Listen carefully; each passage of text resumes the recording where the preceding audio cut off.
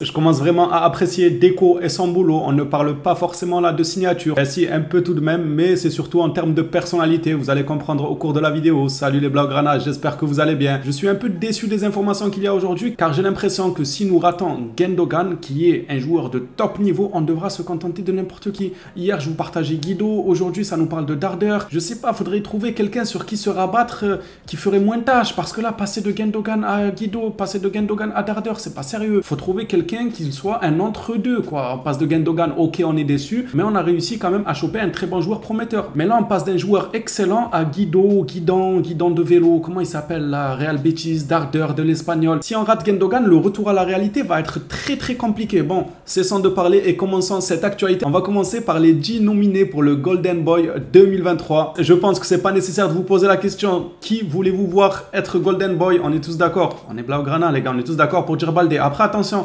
parmi les 10, il y a encore Pablo Gavi. Il s'est encore glissé dans le classement. Peut-être il y en a qui diraient Pablo Gavi. Je trouve ça dommage. Moi, peut-être ils auraient dû laisser que Baldé. Parce que là, il y a peut-être des gens qui vont voter pour Gavi. Et si Gavi n'était pas là, ils auraient voté Baldé. Vous voyez ce que je veux dire? Enfin, je sais pas. Mais s'il y avait que Baldé, au moins, on met toutes nos forces sur Baldé pour que ce soit lui le Golden Boy. Même si cette année, je veux pas vous mentir, je vois bien Bellingham gagner le Golden Boy. On verra bien quand le temps sera venu. Et on va enchaîner avec une information. On va rester sur Gavi. On en a parlé durant le Golden Boy. On va continuer à en parler car c'est officiel. Il est enfin inscrit en Liga. Vous allez certainement vous dire, mais ça fait des mois qu'il est inscrit. Eh bien non, la Liga a rappelé le FC Barcelone. Ils ont annulé l'inscription. C'est allé au tribunal. Le juge a donné raison au FC Barcelone car Tebas avait entre guillemets porté plainte en disant que ça ne s'était pas fait dans les règles l'inscription de Gavi. Au final, le tribunal nous a donné raison. C'était dans les règles. Donc Gavi, cette fois-ci, est officiellement inscrit avec le FC Barcelone avec le numéro 6. Et on va enchaîner avec Collado. Il avait disparu des radars celui-là. Selon Mundo Deportivo, le club aurait rencontré ce matin l'agent de Collado pour lui dire de faire ses bagages, voilà, d'aller voir ailleurs. Tout simple, on va droit au but.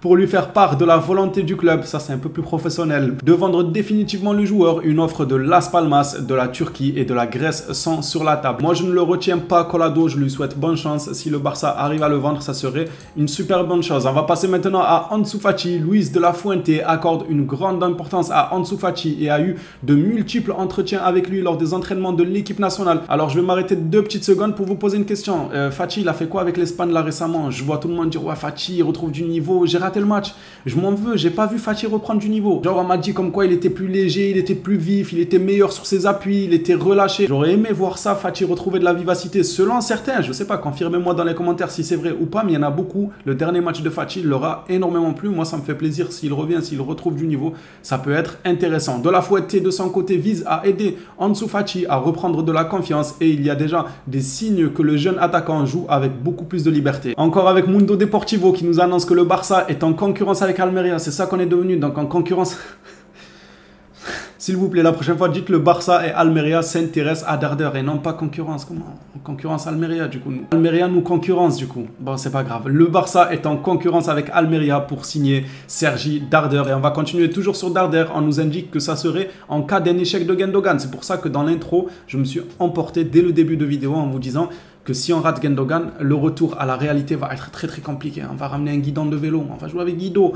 Xavi a dit à Darder qu'il pouvait aider dans la rotation avec Pedri et Gavi. Il lui a également dit qu'il avait une équipe très jeune et qu'un vétéran avec un caractère aussi positif que lui serait très bénéfique pour le groupe. Cependant, l'Espagnol n'est pas disposé à négocier avec le Barça. En plus de ça, il n'est pas disposé.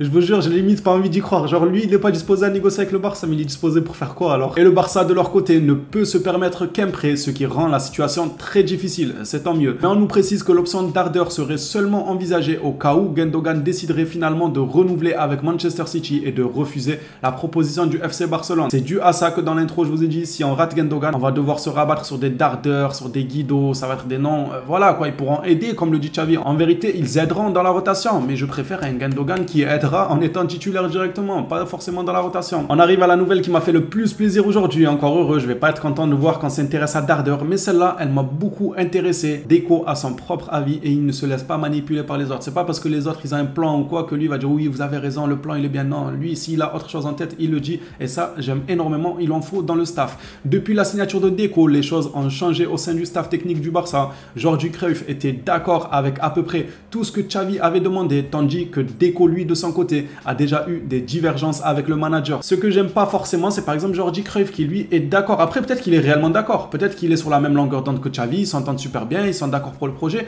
Mais moi, j'aime bien ce genre de personnes qui vont proposer autre chose, qui vont dire, ok, c'est super ce que vous me proposez, mais moi, de mon côté, j'ai ça à vous proposer et ça peut être super intéressant. En plus de ça, je vais vous montrer un exemple où Deco a eu une divergence avec Xavi et l'exemple, moi, il me va. Surtout que ce joueur-là, il me saoule depuis maintenant des semaines. Je l'ai fait que l'allumer dans les dernières actualités car je n'ai pas du tout apprécié son comportement vis-à-vis du FC Barcelone qui vient de toquer à sa porte et qui nous fait la star. Oui, je veux si avec Sociedad, je veux si reste avec Sociedad et que le Barça arrête de venir toquer à ta porte. Je pense que vous l'avez déjà deviné pour ceux qui suivent tous les jours les actualités. C'est bien Zubimendi et Deco a eu une divergence sur Zubimendi. J'espère qu'il gagnera le bras de fer. Xavi fait pression pour la signature de Martin Zubimendi. Deco a des doutes sur l'inexpérience, le prix et l'adaptation du joueur. Bon, l'adaptation en soi, c'est pour tout le monde. Voilà, quand tu recrutes un joueur, est-ce qu'il va s'adapter, est-ce qu'il va pas s'adapter? Ça, c'est pour pratiquement tout le monde. L'inexpérience, je suis d'accord avec Deco. Le gars, il est même pas expérimenté. En plus de ça, il refoule le FC Barcelone comme s'il avait je ne sais combien de tirs, je ne sais combien de ballons d'or ou de matchs référence. Il se permet de dire oui, non, le Barça m'intéresse pas, moi je reste ici, je sais pas quoi. Je suis d'accord avec Deco du côté inexpérience et arrogance. Le gars, il est inexpérimenté, mais il est arrogant. Normalement, c'est l'inverse. Tu peux commencer à devenir arrogant un tout petit peu